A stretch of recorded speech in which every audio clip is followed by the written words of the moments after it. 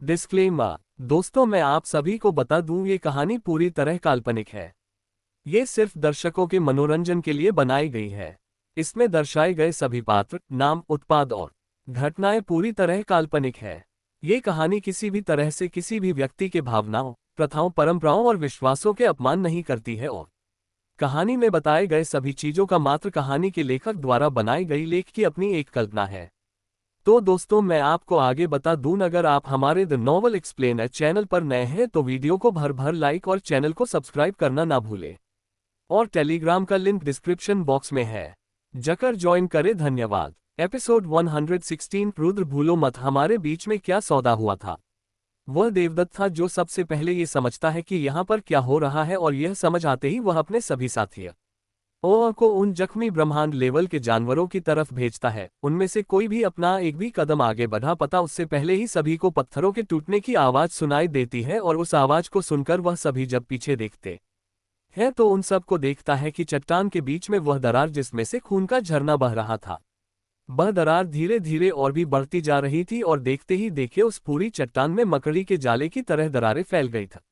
बड़ी ही और फिर एक छोटे से धमाके के साथ उस चट्टान में एक बड़ा सा छेद हो जाता है। अब वह सिर्फ एक दरार नहीं रह गई थी, और सब देखते हैं कि उस धूल और मलबे के बीच में से एक बड़ा सा जंगली जानवर निकलता है।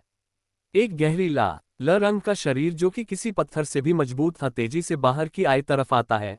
वह एक सांप था, एक 20 मीटर लंबा सांप जिसकी शरीर में काले रंग के कई सारे कांटे निकली हुई थे, और वह सांप उस छेद से बाहर निकलते ही बिना रुके लाल बस्ती से आए हुए काले कपड़ों वाले योद्धाओं की तरफ बढ़ने लगता है, और पलक झपकते ही एक पल में उन काले कपड़ों वाले योद्धाओं में से दो योद्धा उस सांप के मुंह में चले जाते हैं।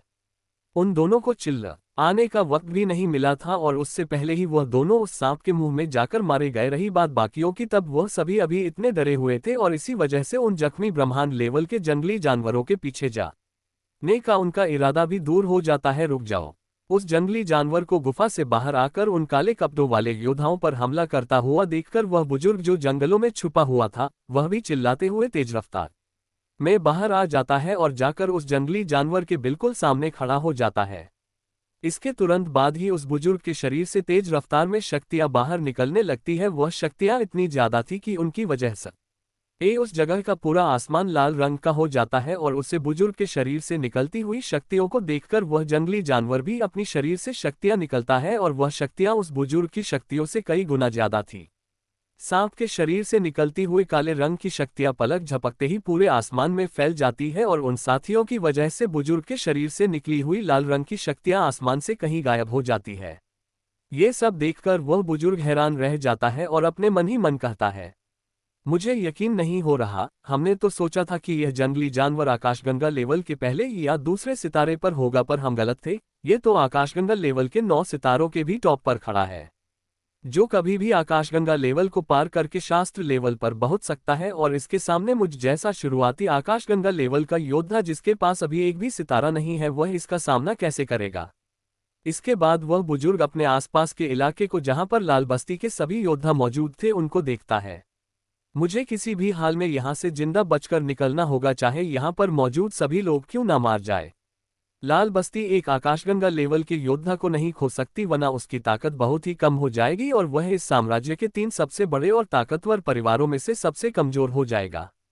अपने मन ही मन वह बुजुर्ग एक प्लान बनाता है, और तेज आवाज में वहां पर मौजूद अपने सभी साथियों से कहता है, ये जंगली जानवर बहुत ही ज्यादा ताकतवर है। मैं अकेले इसका सामना नहीं कर पाऊंगा, इसलिए हम सबको साथ मिलकर इस पर हमला करना होगा।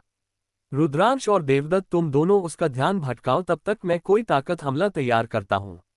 मजाक कर रहे हो क्या? तुम चाहते हो कि मैं इस खतरनाक हैवान के सामने जाकर खड़ा हो जाऊं और उसका नाश्ता बन जाऊं? उस बुजुर्ग की बात सुनकर रुद्र चिल्लाते हुए उससे कहता है, और तुरंत ही रितिका का हाथ पकड़कर वहां से भागने लगता है। वह ये बात अच्छे से जानता था कि अगर वह सभी मिलकर भी उस जंगली जानवर से मुकाबला करेंगे, तब भी उस जंगली जानवर को कुछ फर्क नहीं पड़ेगा, बदले में वह सभी अपनी जान ही गंवा देंगे। रुद्र यह भी जानता था कि वह बुजुर्ग वह भी समझ गया होगा कि इस जंगली जानवर से मुकाबला करना नामुमकिन है, पर फिर रवि वह इस तरह की बातें कह रहा है, इसका मतलब उसके मन में कोई ना कोई तो प्लान होगा जो बिल्कुल भी सही नहीं है। इसलिए रुद्र ने वहां से भागने का फैसला लिया। रुद्र भूलो मत, हमारे बीच में क्या सौदा हुआ था। वह बुजुर्ग एक बार फिर से तेज आवाज में चिल्लाते हुए रुद्र से कहता है, हमारे सौदा के हिसाब से मुझे के पास एक आकाशगंगा लेवल के जंगली जानवर से मुकाबला करने में तुम्हारी मदद करनी थी, वह भी एक शुरुआती आकाशगंगा लेवल का जंगली जानवर। पर यह जो हमारे सामने खड़ा है यह आकाशगंगा लेवल के 9 सितारों वाला जंगली जानवर है जो कभी भी शस्त्र लेवल में पहुंच सकता है, और हमारे सामने जो जंगली जानवर खड़ा है इसके लिए हमारे बीच में कोई सौदा नहीं हुआ था। अगर इस हिसाब से देखा जाए तो हमारे बीच में जो सौदा हुआ उसके कोई मायने ही नहीं है। और रही बात उस कुल्हाड़ी की, तो मैंने एक ब्रह्मांड लेवल के जंगली जानवर से मुकाबला किया, उसके बदले में वह कुल्हाड़ी अपने पास रख रहा हूं। रुद्र इस समय उन लोगों से बहुत आगे निकल आया था और रितिका के साथ भागता हुआ वह उस बुजुर्ग से चिल्लाते हुए कहता है। हालांकि यह बात और थी कि रुद्र की बात सुनकर वह बुजुर्ग गुस्से से अपनी मुठिया काशकर दांत पीसने लगता है।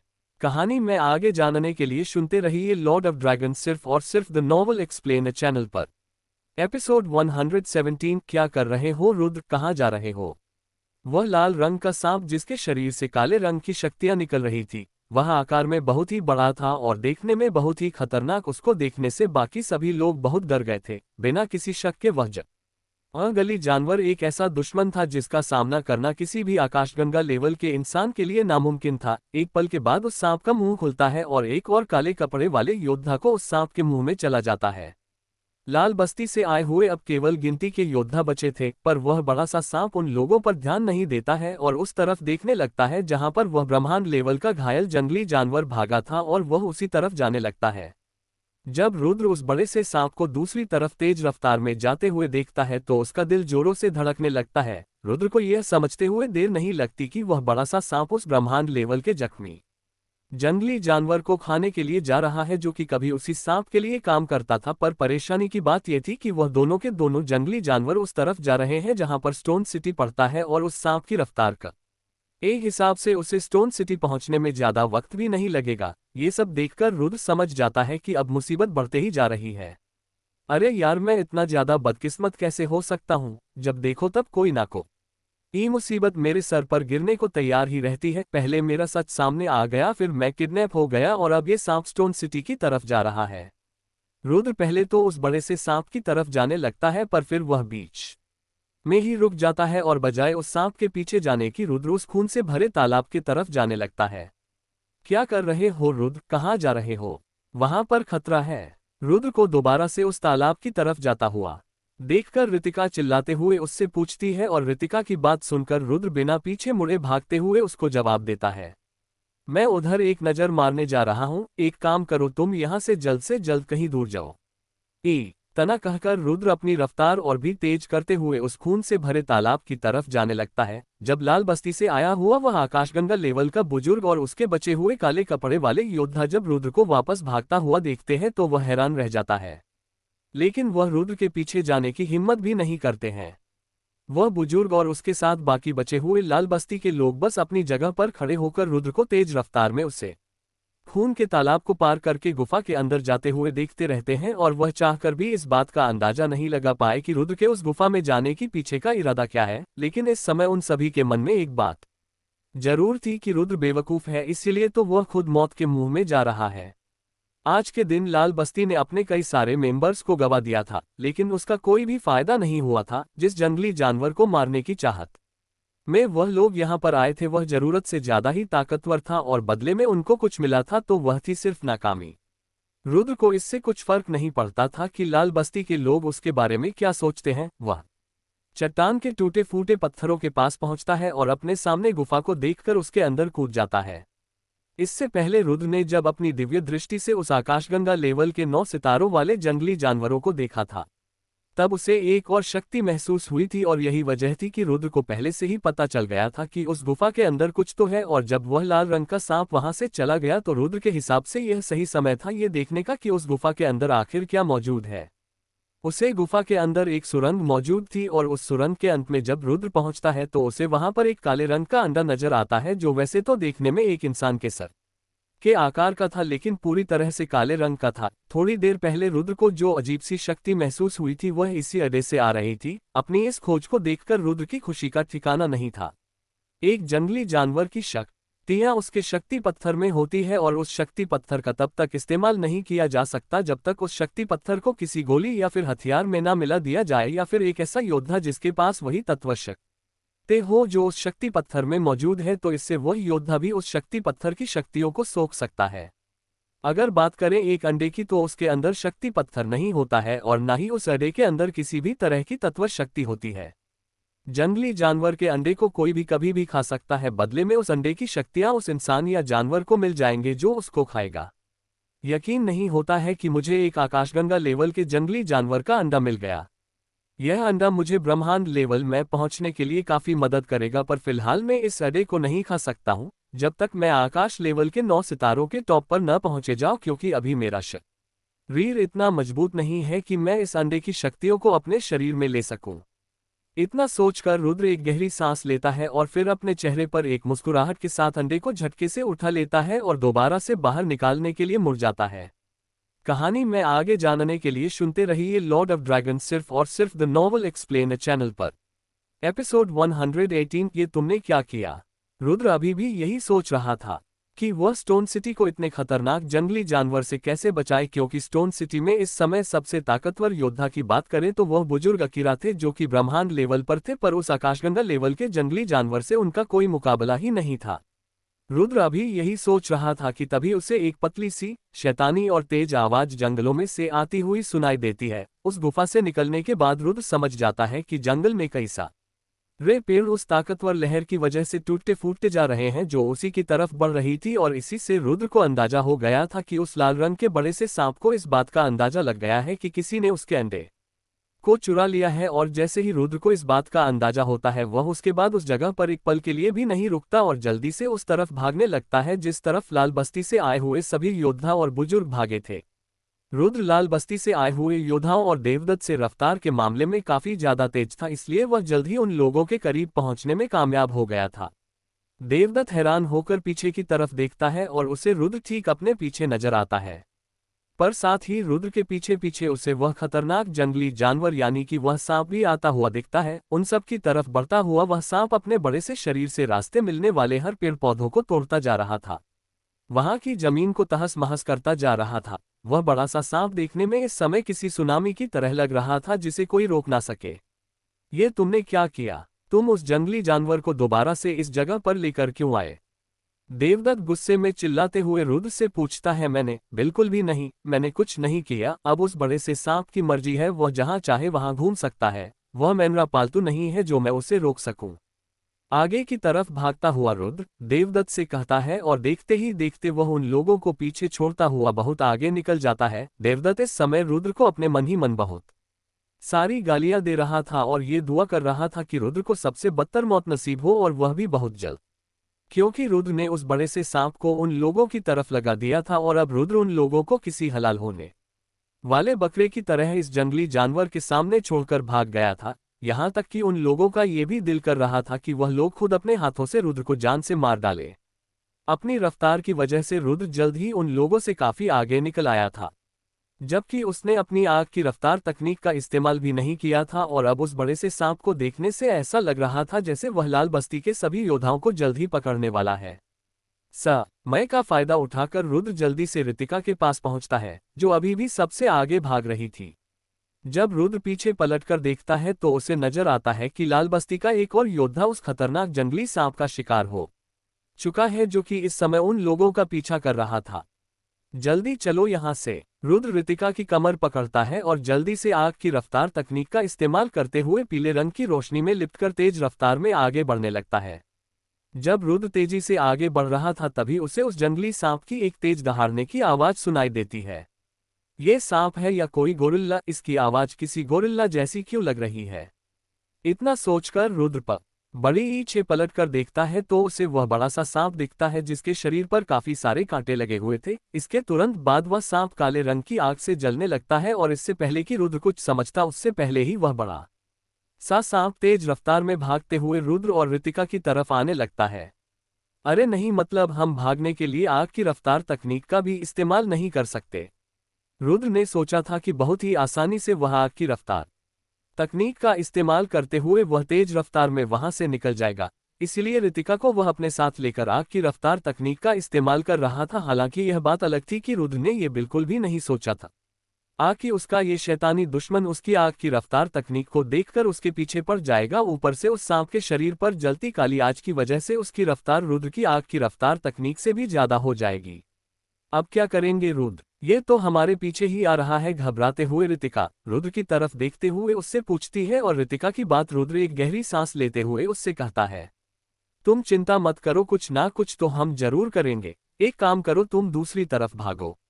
रुद्र एक जगह पर रुककर ऋतिका को नीचे उठाकर एक तरफ इशारा करते हुए उससे कहता है, जबकि वह खुद दूसरी तरफ भागने लगता है। अब बदसूरत धरती पर बोझ देखो, मैं इधर हूं, यहां पर आओ।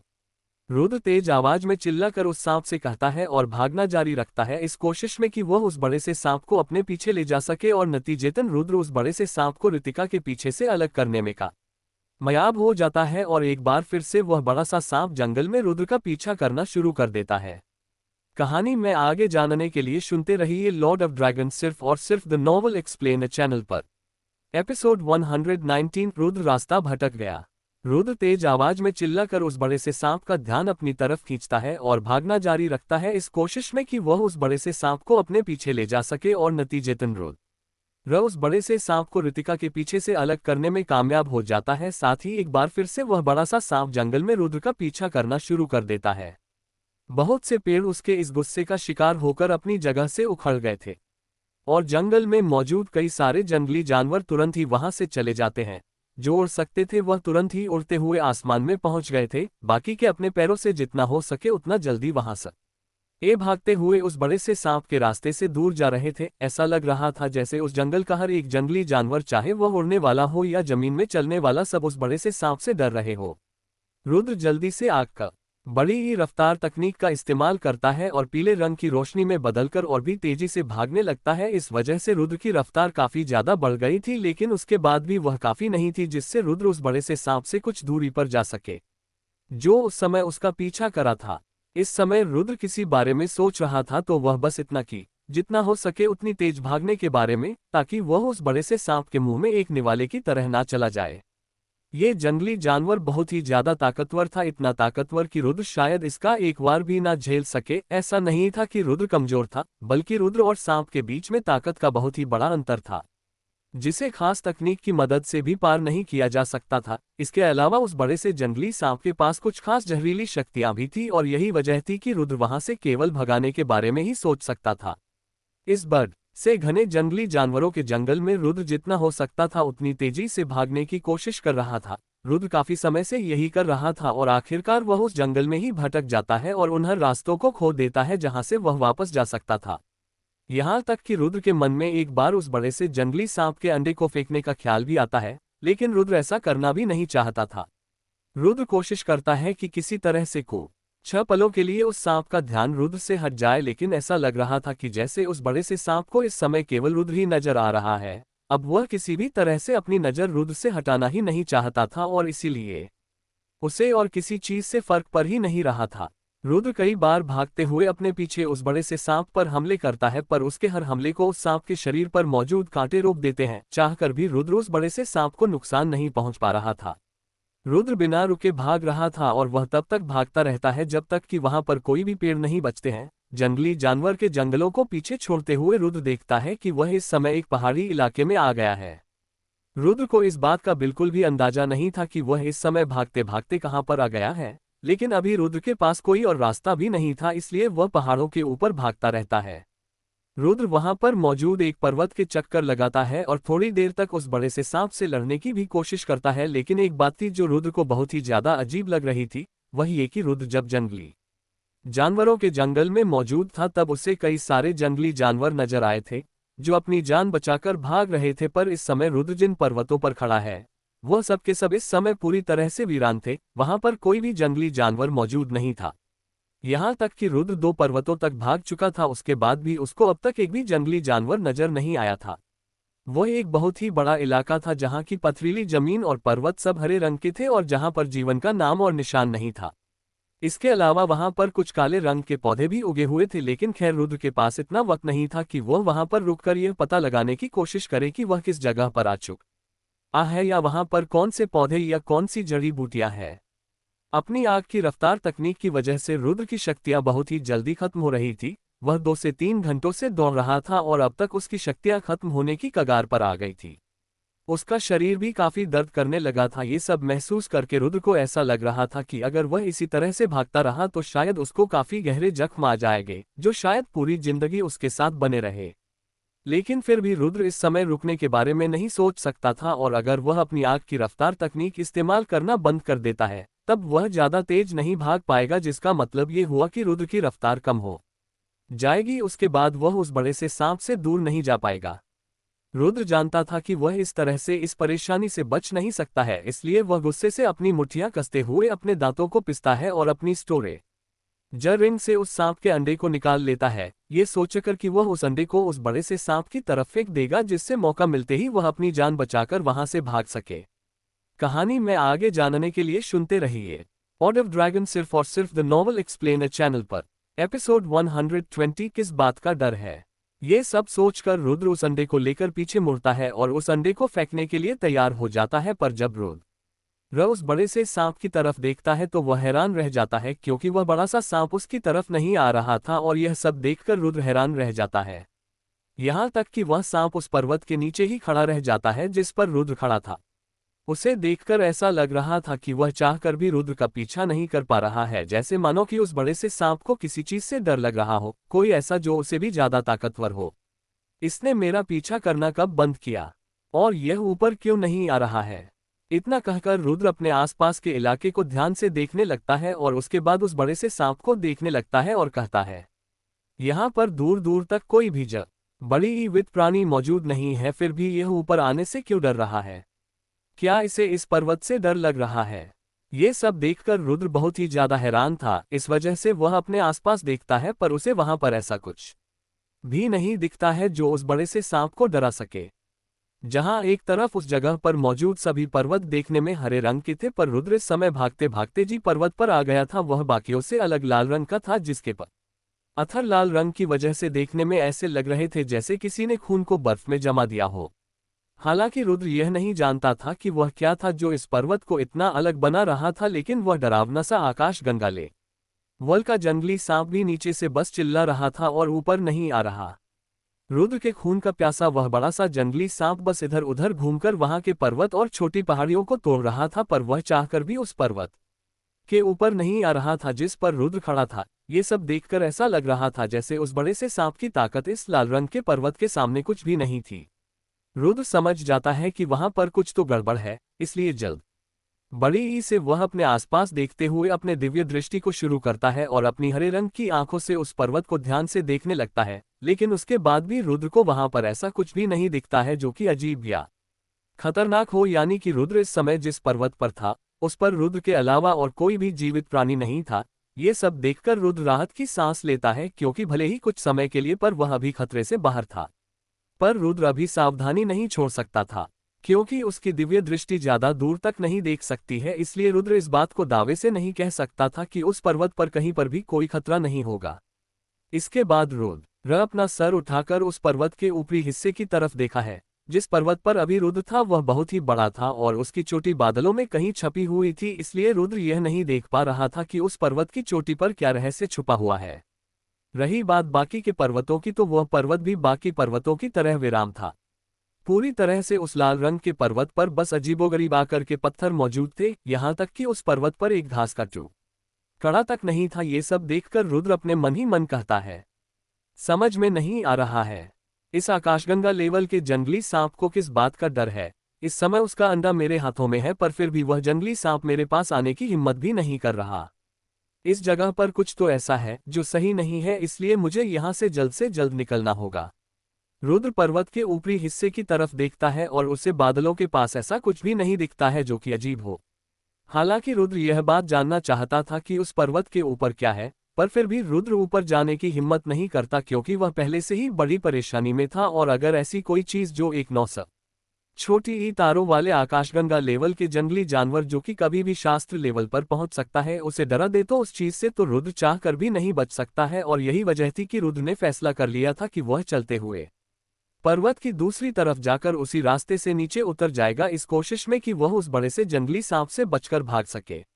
वह बड़ा सांप अभी भी उस लाल रंग के पर्वत पर चढ़ने की हिम्मत नहीं कर पा रहा था और वह सिर्फ रुद्र को ही देखे जा रहा था। हालांकि यह बात और थी कि रुद्र जहां जहां भी जा रहा था वह बड़ा सा सांप भी पर्वत के नीचे रहकर भी रुद्र का पीछा करते जा रहा था। रुद्र एक बार फिर से अपने दांत पिसता है और उस बड़े से सांप के अंडे को पर्वत के उस हिस्से पर रख देता है जहां पर वह खड़ा था। उसके बाद वह दूसरे तरफ चला जाता है। रुद्र को लगता था कि वह सांप उसी जगह पर रहेगा क्योंकि उसे अपने अंडे की चिंता थी, वज आए उस इंसान के जिसे उसके अंडे को चुराया है।